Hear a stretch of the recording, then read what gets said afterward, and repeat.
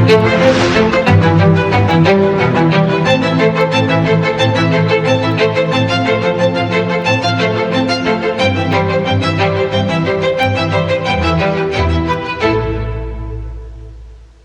प्यारे देशवासियों, नमस्कार। मन की बात में एक बार फिर आपसे जुड़कर मुझे बेहद खुशी हो रही है। देश के अलग अलग हिस्सों में हमारे देश के लोग देश हित में, समाज में हित में ऐसी अद्भुत चीजें कर रहे हैं और जब उनके विषय में सुनते हैं तो हमें एक नई प्रेरणा मिलती है। आज कार्यक्रम की शुरुआत मैं एथलेटिक्स में देश की ऐसी ही उपलब्धि से करूंगा। कुछ दिन पहले ही झारखंड के रांची में national senior athletics federation competition हुआ। इसमें करीब 800 एथलीट्स ने हिस्सा लिया। देश भर से आए थे। इस दौरान 4 अलग-अलग इवेंट में 4 नेशनल रिकॉर्ड टूटे। गुरिंदरवीर सिंह, विशाल टीके, तेजस्विनी शंकर, देव मीणा और कुलदीप कुमार, इन साथियों ने अलग अलग कैटेगरी में नए रिकॉर्ड बनाए। मैं सबसे पहले तो इन सभी को बहुत बहुत बधाई देता हूं। साथियों, एक इवेंट जिसकी देश भर में बहुत चर्चा हो रही है वह है 100 मीटर रेस, 100 मीटर की दौड़। महज 2 दिनों के भीतर मेंस 100 मीटर रेस में नेशनल रिकॉर्ड 3 बार टूटा। जिन 2 एथलीट्स ने ये कमाल दिखाया है वे हैं गुरिंदरवीर सिंह और अनिमेष कुजूर। मैंने सोचा इस बार मन की बात में इन दोनों खिलाड़ियों से बात की जाए। अनिमेष जी नमस्कार, गुरिंदरवीर आपको भी नमस्कार, सत श्री अकाल। नमस्कार सर। नमस्कार। नमस्कार सर। अच्छा भैया, आपने तो बहुत बड़ा अचीवमेंट किया है। आपकी जोड़ी ने भी बड़ा कमाल किया है। हमने संगीत में तो जुगलबंदी देखी थी, लेकिन चुनौती में भी जुगलबंदी होती है कि एक बार एक चुनौती दे, फिर दूसरा उस चुनौती को उठा ले, फिर तीसरी बार कर ले। बड़ा इंटरेस्टिंग विषय रहा है आपका। मैं चाहता हूं कि मन की बात के श्रोताओं को पता चले कि आप लोग के विषय में उनको जानकारी हो, आपने जो पराक्रम किया है उसका पता चले। नमस्ते सर, मेरा नाम अनिमेष कुजूर है। मैं 200 मीटर और 4x100 मीटर का नेशनल रिकॉर्ड होल्डर हूँ एंड मैं छत्तीसगढ़ से बिलोंग करता हूँ सर। एंड अभी मैं उड़ीसा से खेलता हूँ। मैं लास्ट ईयर एशियन मेडल और वर्ल्ड यूनिवर्सिटी गेम्स मेडल लेके आया एंड मैं एथलेटिक्स 2021 से चालू किया जब मैं स्कूल से पास आउट हुआ। मैं सैनिक स्कूल अंबिकापुर से पास आउट हूँ एंड मैं पहले फुटबॉल खेला करता था एंड मेरे पेरेंट्स कोविड के समय मुझे थोड़ी बहुत छूट देते थे कि तू जाके बाहर दौड़ ले या खेल ले। तो जब कोविड खत्म होने लगा तो मेरे फुटबॉल के जो फ्रेंड्स थे उन्होंने मुझे बोला कि स्टेट मीट होने वाला है, जाके तू पार्टिसिपेट कर। एंड मैं पार्टिसिपेट किया एंड मुझे पता नहीं था कि वहाँ से नेशनल का सिलेक्शन है एंड मैं वहाँ से नेशनल का सिलेक्ट हुआ एंड आज मैं इंडिया को रिप्रेजेंट कर रहा हूँ इंटरनेशनली। और गुरिंदरवीर जी का क्या है? नमस्ते सर, मेरा नाम गुरिंदरवीर है और मैं इंडियन नेवी में पैटी ऑफिसर हूँ और मैं इंडिया का सबसे तेज स्प्रिंटर हूँ। अभी मैंने 100 मीटर में 10.09 का नेशनल रिकॉर्ड बनाया है और मैं पहला इंडियन हूँ जो 10.1 के बैरियर के नीचे भागा है और मैं कोशिश कर रहा हूँ मैं ट्रैक और वर्दी में भी अपने देश की सेवा करूँ। मेरे फादर और मेरे ग्रैंडफादर दोनों स्पोर्ट्स करते थे, तो हमारे इंडिया का कल्चर है जब भी कोई त्योहार होता है जैसे दिवाली जैसे नया साल, तो हम अपने घर की सफाई करते हैं। तो मैं अपने फादर की ट्रॉफीज और मेडल्स की सफाई करता था, तो मेरे को वो बहुत अच्छा लगता था। मैं बहुत खुश होता था जब मैं कोई ट्रॉफी साफ करता था तो मैं पूछता था अभी ये ट्रॉफी कहाँ जीती, ये मेडल कहाँ जीता, ये फोटो कब किया है। तो फिर मेरे को वो अपनी कहानी सुनाते थे भी मैं यहाँ खेलने गया, मैंने ये नेशनल मेडल जीता, ये मैंने अपनी टीम को इतना जिताया। तो फिर मैं भी उनको बोलता था भी मैं भी कोई स्पोर्ट्स करनी है। वो रनिंग करने जाते थे मॉर्निंग में, तो मैं उनको बोलने लगा भी मेरे को भी लेके जाया करो आप अपने साथ।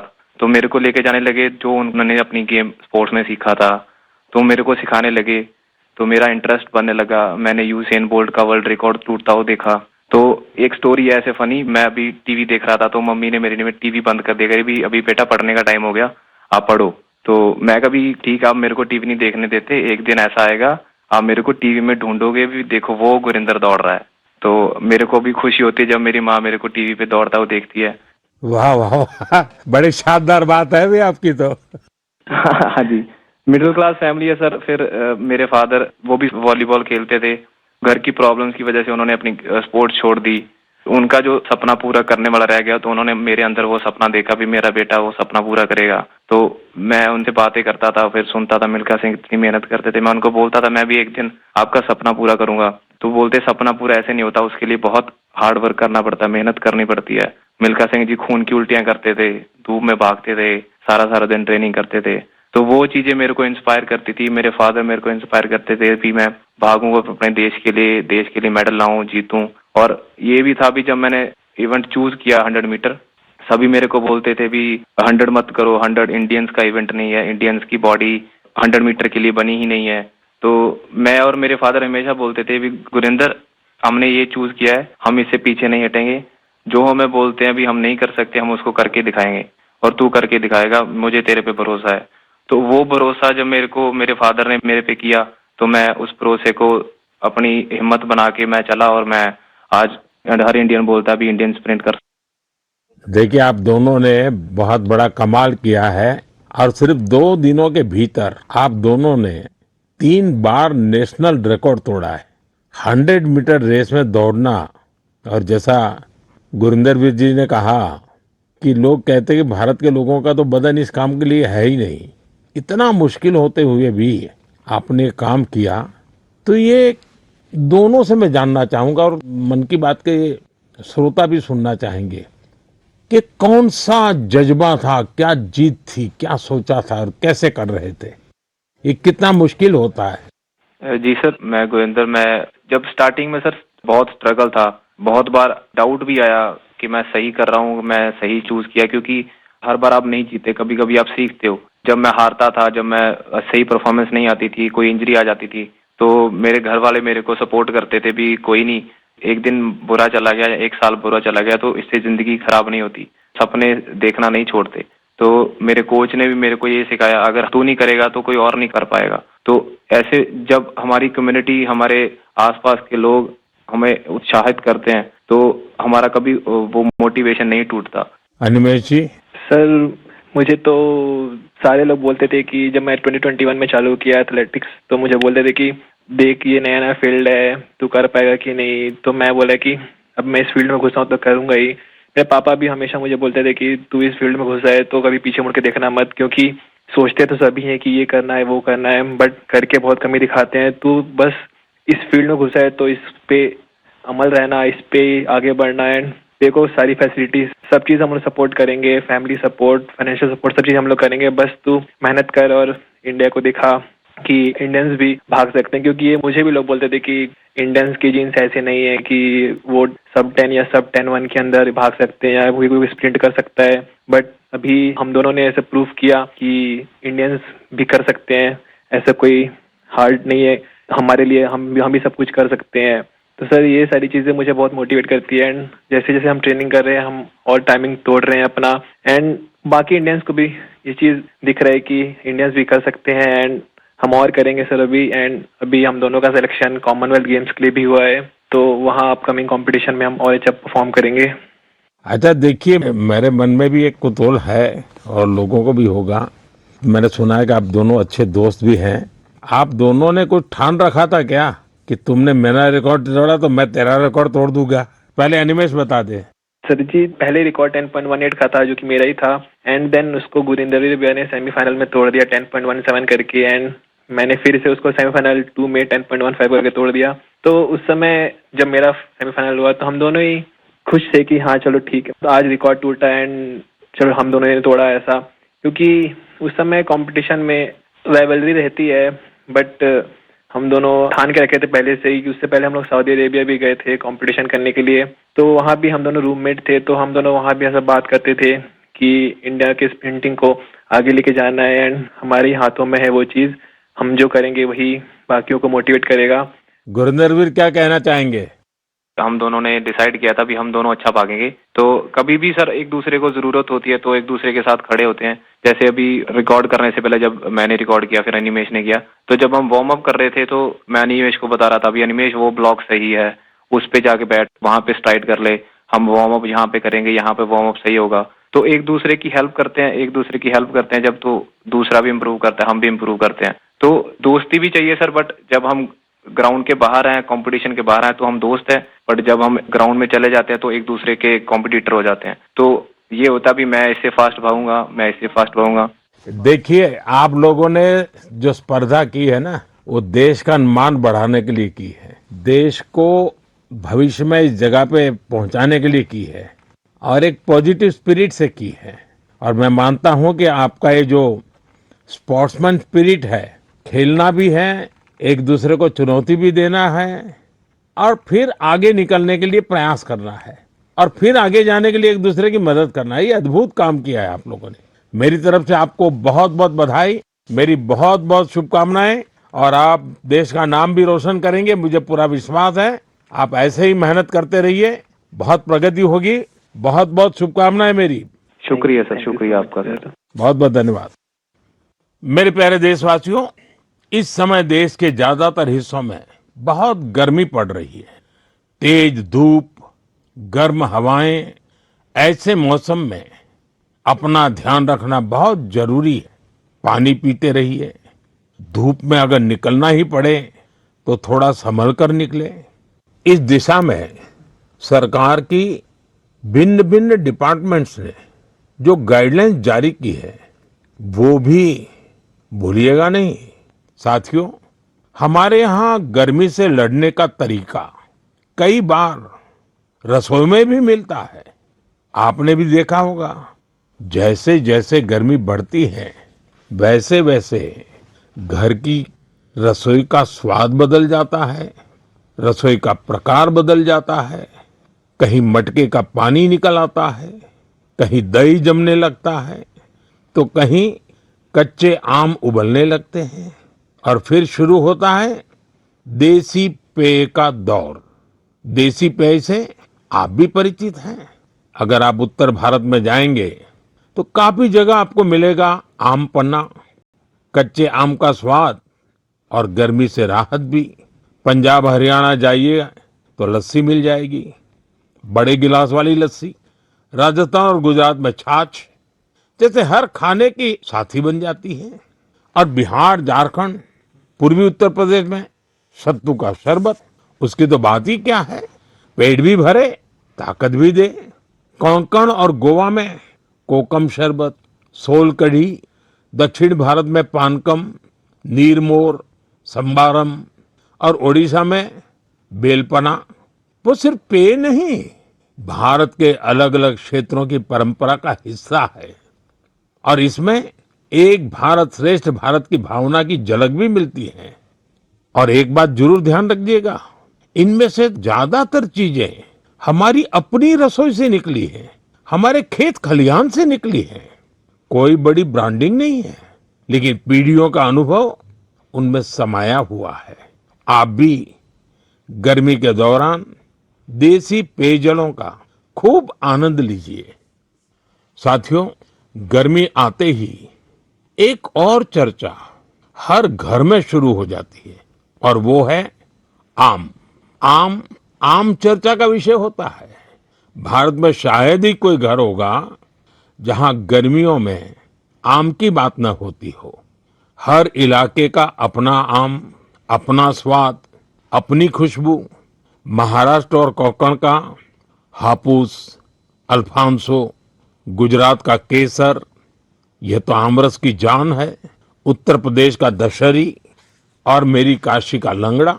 वैसे लंगड़ा आम की एक खास बात होती है, पकने के बाद भी उसका रंग कई बार हरा ही रहता है। बिहार का जर्दालू, जिसकी खुशबू दूर से पहचान में आ जाए। चौसा, मालदा, हर नाम के साथ लोगों की यादें जुड़ी हुई हैं। दक्षिण भारत जाइए तो बंगनपल्ली, तोतापुरी, नीलम, मलगोवा, बंगाल का हिमसागर, उड़ीसा और आंध्र प्रदेश का सुवर्ण रेखा यानी जगह बदलती है। आम का रूप रंग और उसका स्वाद भी बदल जाता है। और साथियों, आम की ये यात्रा अब गांव से ग्लोबल मार्केट तक भी पहुंच रही है। आज मन की बात के माध्यम से मैं आम की पैदावार से जुड़े अपने किसान भाई बहनों की प्रशंसा करूंगा। आप देश की कृषि अर्थव्यवस्था के लिए आम किसान नहीं, बहुत विशेष हैं। ऐसे ही छाए रहिए। साथियों, गर्मी के इन दिनों में ऐसे तो स्कूलों की छुट्टियां होती हैं, लेकिन मैं एक ऐसे क्लास की बात करूंगा जिसमें आपका एडमिशन करने का मन कर जाएगा। साथियों, एक स्थिति की कल्पना कीजिए, एक ऐसा स्कूल जहां बच्चे भी आते हो, युवा भी और बुजुर्ग भी, जहां कोई फीस ना हो, कोई बड़ी बिल्डिंग ना हो, कोई क्लासरूम भी ना हो और सबसे रोचक बात, वहां क्लास नदी में लगती हो। साथियों, ये कोई कहानी नहीं है, ये एक सच्चा प्रयास है। केरलम के आलुवा में साजी वला शेरिल जी ऐसा ही एक स्विमिंग क्लब चला रहे हैं। अब तक 15,000 से ज्यादा लोग यहाँ तैरना सीख चुके हैं। साजी जी ने दिव्यांग बच्चों को भी स्विमिंग सिखाई है। इस प्रयास के पीछे एक पीड़ा भी छिपी है। कुछ वर्ष पहले एक नौका हादसे में कई छात्रों की मृत्यु हो गई थी। उस घटना ने साजी जी को भीतर तक झकझोर दिया। उन्होंने सोचा, अगर बच्चों को तैरना आता होता तो शायद कई जानें बच जाती। बस यहीं से शुरू हुआ उनका ये अभियान। साथियों, साजी वलाशेरिल जी का जीवन हमें एक बहुत बड़ी सीख देता है। सेवा करने के लिए बहुत बड़े साधन जरूरी नहीं होते, जरूरी होता है एक अच्छा इरादा और लगातार किया गया प्रयास। इन्हीं के दम पर हजारों लोगों के जीवन में बदलाव लाया जा सकता है। मेरे प्यारे देशवासियों, बीते दिनों मुझे यूरोप के नीदरलैंड जाने का अवसर मिला। वहां मैं कई मीटिंग में शामिल हुआ। इसी दौरान एक ऐसा क्षण आया जिसने हर भारतीय को गर्व से भर दिया। नीदरलैंड्स में आयोजित एक विशेष समारोह में चोला काल की प्राचीन ताम्र पट्टिकाएं भारत को वापस सौंपी गई। उस कार्यक्रम में नीदरलैंड्स के प्रधानमंत्री भी मौजूद थे। इन ताम्र पट्टिकाओं को लेकर मुझे देश विदेश से लगातार संदेश मिल रहे हैं। लोग खुशी जता रहे हैं, गर्व व्यक्त कर रहे हैं। दुनिया भर के तमिल समुदाय में भी इसे लेकर विशेष उत्साह है। साथियों, इन ताम्र पट्टिकाओं को लेकर लोगों में काफी जिज्ञासा भी है। इसलिए आज मैं इससे जुड़ी कुछ बातें आपसे साझा करना चाहता हूं। इनमें 21 बड़ी और 3 छोटी ताम्र पट्टिकाएं हैं। ये मुख्य रूप से राजा राजेंद्र चोला प्रथम द्वारा अपने पिता राजा राजा चोला के एक वचन को पूरा करने से जुड़ी है। इनमें आनाई मंगलम गांव को एक बौद्ध विहार को दान देने का उल्लेख है। इन ताम्र पट्टिकाओं में चोला वंश की उपलब्धियों का भी वर्णन मिलता है। इनसे पता चलता है कि चोला साम्राज्य की समुद्री शक्ति कितनी मजबूत थी। दक्षिण पूर्व एशिया के देशों के साथ उनके संबंधों की जानकारी भी इनमें मिलती है। चोला साम्राज्य के समृद्ध इतिहास और संस्कृति पर हम सभी को बहुत गर्व है। साथियों, हमारी सरकार भारत की ऐसी अमूल्य धरोहरों के संरक्षण के लिए लगातार प्रयास कर रही है। इसी क्रम में ज्ञान भारतम अभियान के तहत छत्तीसगढ़ के मल्हार में भी एक महत्वपूर्ण खोज हुई है। यहाँ 3 दुर्लभ ताम्र पट्टिकाएं मिली हैं। ये पांडुवंशी राजवंश के महर्षि बालार्जुन के शासनकाल से जुड़ी मानी जा रही है। विशेषज्ञ मानते हैं कि इंस्क्रिप्शंस छठी सातवीं सदी के हैं, यानी 1400-1500 साल पुराने। ये ताम्र पट्टिकाएं प्राचीन ब्राह्मी लिपि और पाली भाषा में लिखी गई है। इनसे उस समय की शासन व्यवस्था, धर्म और संस्कृति के बारे में महत्वपूर्ण जानकारी मिलती है। साथियों, हम भारतीयों में खगोल विज्ञान यानी एस्ट्रोनॉमी को लेकर हमेशा विशेष आकर्षण रहा है। हमारे देश में आज भी सदियों पुरानी ऑब्जर्वेटरीज मौजूद है। यहाँ अद्भुत मैथमेटिकल डिस्कवरीज हुई है। नेविगेशन हो, पंचांग हो या हमारे पर्व त्योहार, इन सब का संबंध आकाश और तारों से रहा है। हमारे यहाँ एस्ट्रोनॉमी ने हर पीढ़ी में कौतूहल जगाया है, उसे एक्सप्लोरेशन के लिए प्रेरित किया है और आज के युवाओं में भी इसे लेकर काफी उत्साह दिखाई देता है। आजकल आप भी देखते होंगे, देश भर में एस्ट्रोनॉमी क्लब्स तेजी से लोकप्रिय हो रहे हैं। बड़े शहरों से लेकर छोटे कस्बों तक, स्कूलों से लेकर पार्कों तक इनकी गतिविधियां दिखाई देती हैं। मुझे बेंगलोर एस्ट्रोनॉमिकल सोसाइटी के बारे में जानकारी मिली। यहाँ ऑब्जर्वेशनल सेशंस आयोजित किए जाते हैं। इस संस्था ने ग्रामीण क्षेत्रों में एस्ट्रोनॉमी को लोकप्रिय बनाने का मिशन भी शुरू किया है। खगोल मंडल नाम की टीम ने 30 घंटे का एक बहुत इनोवेटिव कोर्स शुरू किया है। साथियों, रात में तारों को निहारना अपने आप में अद्भुत अनुभव होता है।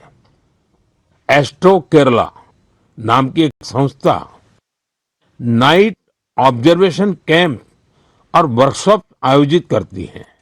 यहाँ युवा साथी टेलीस्कोप बनाना और स्टार मैप्स का इस्तेमाल करना सीखते हैं। राजकोट के बिग बैंग एस्ट्रोनॉमी क्लब ने गिर के जंगलों से लेकर कच्छ के रण तक अनेक एस्ट्रोनॉमी इवेंट्स आयोजित किए हैं। ज्योतिर्विद्या परिसंस्था भी एस्ट्रोनॉमी के सबसे पुराने संस्थानों में से एक है। यहाँ ऑब्जर्वेशनल फैसिलिटीज के साथ साथ बुक्स, लाइब्रेरी और टेलीस्कोप लाइब्रेरी की सुविधा भी है। मैं आईसेक का भी जिक्र करना चाहूंगा।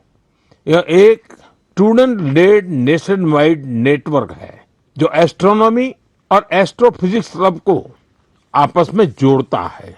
साथियों, अपनी हॉबी के लिए समय निकालना और लगातार कुछ नया सीखते रहना बहुत जरूरी है। मैं युवाओं से आग्रह करूंगा कि वे किसी एस्ट्रोनॉमी क्लब से जरूर जुड़े और इन छुट्टियों में किसी प्लेनेटेरियम को भी जरूर देखने जाएं। साथियों, मन की बात कार्यक्रम को जो लोग टीवी पर देख रहे हैं, मैं उनसे कहूंगा एक वीडियो जरूर देखिएगा। ये वीडियो पिछले दिनों बहुत चर्चा में रहा। इसमें कुछ लोग बहुत धैर्य से, बहुत सावधानी से एक गंगा डॉल्फिन को बचाने की कोशिश कर रहे हैं। आपको ये जानकर आश्चर्य होगा, इस पूरे प्रयास में करीब 13 घंटे लगे और आखिरकार वो डॉल्फिन बच गई।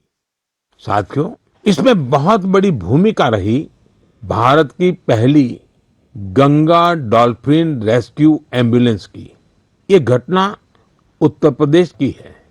वहां एक गंगा डॉल्फिन नहर में फंस गई थी।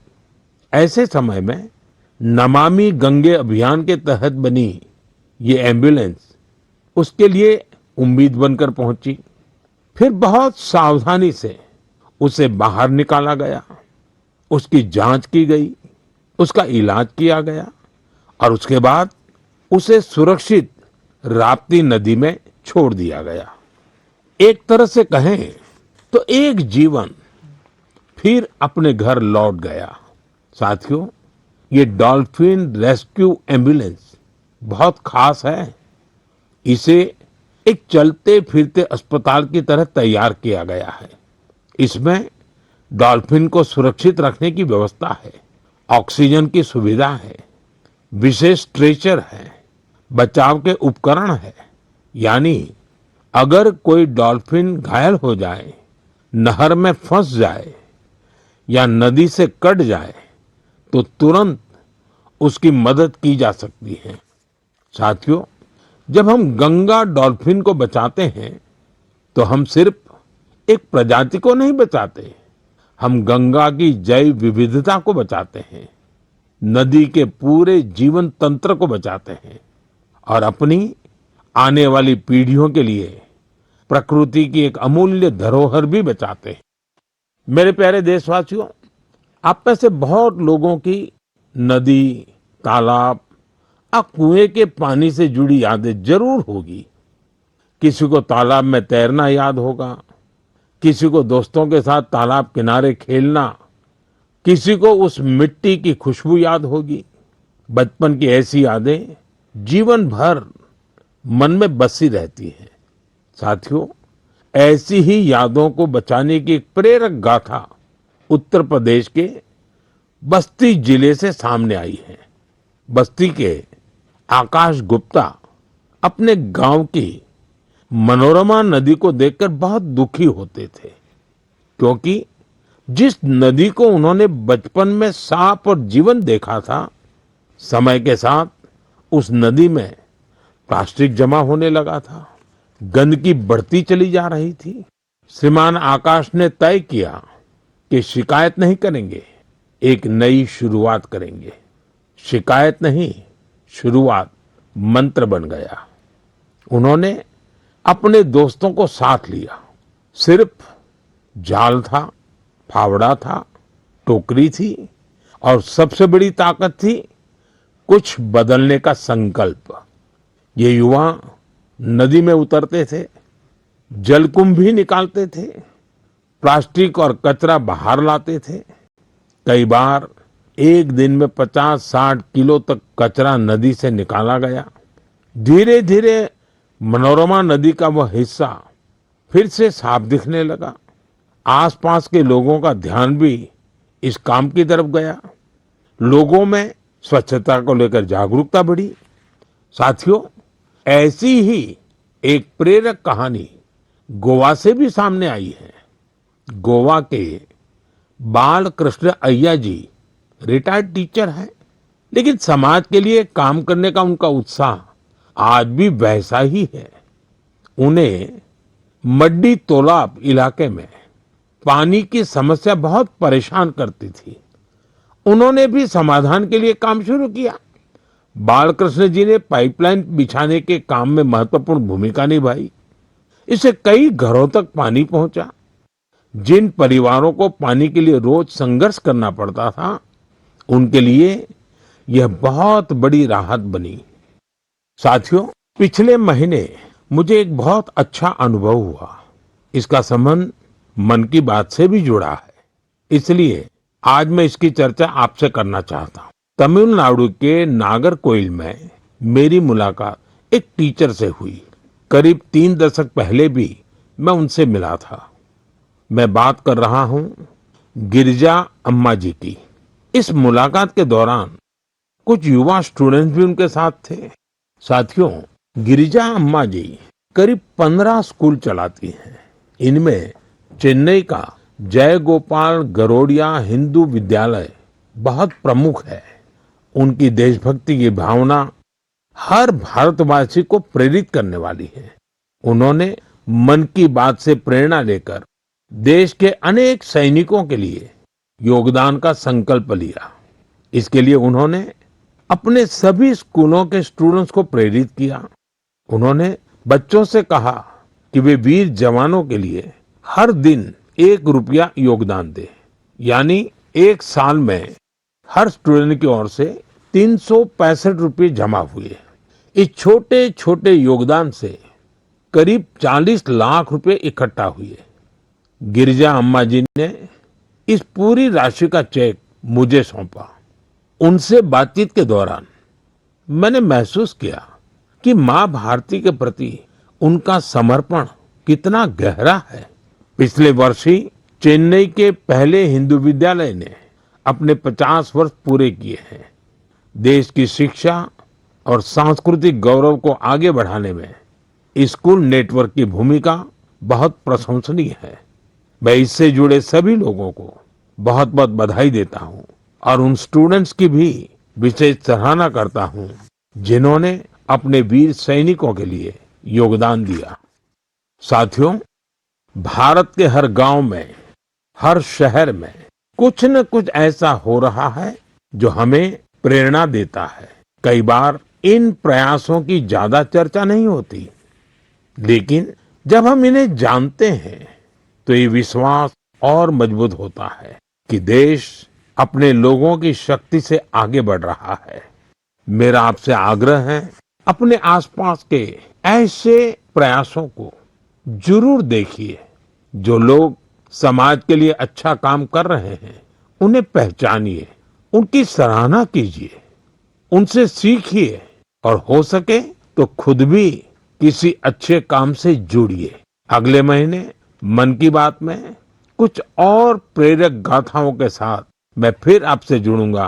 बहुत बहुत धन्यवाद। नमस्कार।